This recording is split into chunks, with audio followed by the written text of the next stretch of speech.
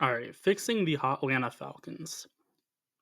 They have a fair amount of needs, and they have minus 8.5 million in effective cap space.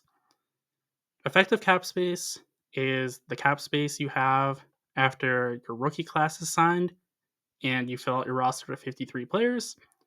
So it's a more representative number than just the cap space number.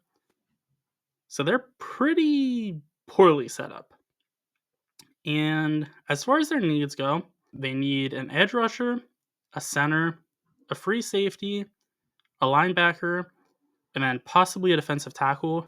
And the reason I say they might need a defensive tackle is because the only way I can see them swinging things to fill out their roster in a competitive sort of ish maybe way is if they cut Grady Jarrett.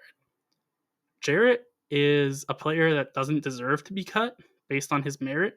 Like he's still good, but he would free 16 million if he's cut before June 1st, and he's basically the only player I can see that could get cut and free up some money.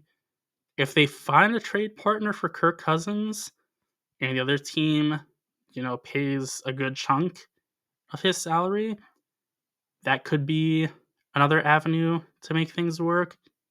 But I don't want to bank on that because Cousins was really, really rough at the end of the year. Overall, I don't think he was horrendous on the season, but I just don't see too many teams lining up for Cousins, even with a weak draft class for quarterbacks and not the strongest free agency class either. I think you could do better than Cousins on a pretty big deal. So that is my rationale behind the defensive tackle situation. But everything else, I think, is set in stone. You could argue the order, but I think those are pretty clearly the needs. So for edge rusher, I think that Dennis Gardick could be a budget signing. In 2023, when he was healthy, he was 48th in pressures, and that's pretty solid by itself. That's pressures for edges, I should say. But what makes it more impressive is he was a very, very rotational guy, meaning he played less than half the snaps of most of the players above him. So to be in the top 50 at all when you're not playing very many snaps, that's really good. And Gardick would be supplying a huge need because after Arnold Ebiketie, who's good but not great, the Falcons have no pressure coming off the edge. And you don't want to go into the draft, just having a glaring need where you're forced into drafting a guy. You want to have as little holes as you can so you can, get the most talented player, hopefully. Gardick, he would be on a 1 year, $2.75 million contract according to PFF projections. So for an edge rusher, that's very cheap. The next player I would bring in is Coleman Shelton, who can be a very solid center on the low. He was 10th in pass blocking grade for PFF, 18th in run blocking, and 12th overall out of 40 centers. That's definitely, workable. And he would be replacing Drew Dalman, who is a very high end center. So I'm not going to lie to you and tell you that, Shelton's going to be like an upgrade or even the same caliber of player.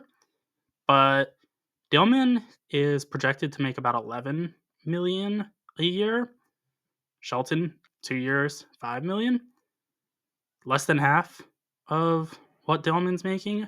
So I think that's just, way more cost effective. Again, you're not getting the same caliber of player, but you can fill out the rest of your roster this way.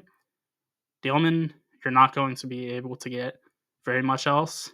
if, you get basically anything else in addition to him. As for free safety, I try to get players that aren't on the team already. And in this case, though, I can't seem to make it work. No one just really makes any sense to me because they're either not like a scheme fit or they aren't in the range of what they can afford. So I would say just bring back Justin Simmons for cheap. He was okay. He wasn't good, but he was okay for the Falcons this past year. So he could be brought in, and I think he's projected to make about 6 million according to PFF. So it's not the most. It's a pretty hefty chunk for a guy that's not that good, but it's a position that does get paid a decent amount. As for linebacker, I think that they need to move on from Troy Anderson because Anderson has definitely progressed through his 3 years in the NFL, meaning he's gone from like horrendous to bad to not good. So, if you want to bank on him and think that your money could be better used elsewhere, I don't think that's a horrible take because, again, he is going the right way, at least in his career. But I just wouldn't feel confident in him being the linebacker. So I would go after Tyrell Dodson. Dodson is really good in coverage. He can struggle a fair bit against the run, but Caden Ellis is good against the run and as a pass rusher. So I think they would balance each other out pretty nicely.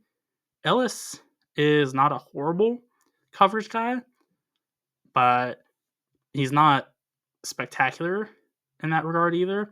So I think Dodson would make a lot of sense in that regard.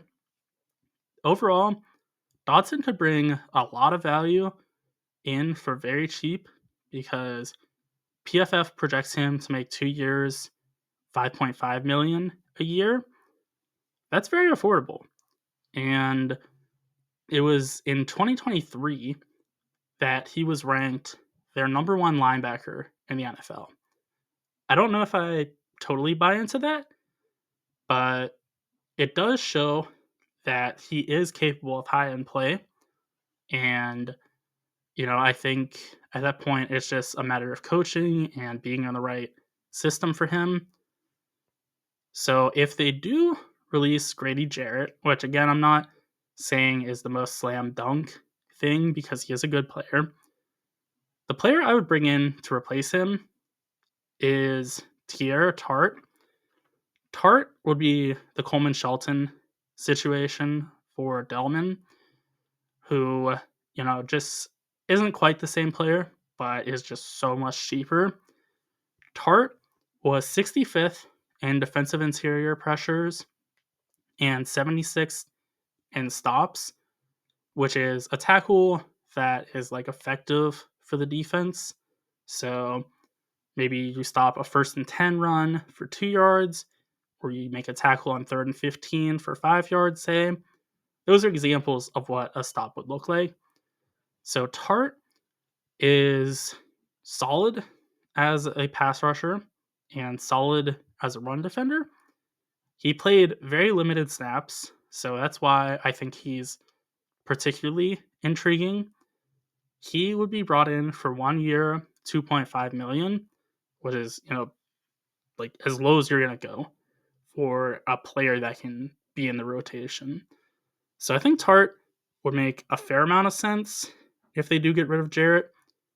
I think ultimately I probably would because though Jarrett is the best front seven player probably, and ideally you're not cutting guys like that, but times are kind of dire for the Falcons.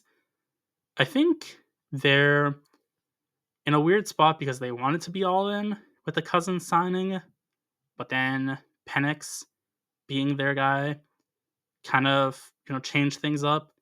So I think that alone makes it to where you can get rid of Jarrett because you're not going to compete necessarily right now.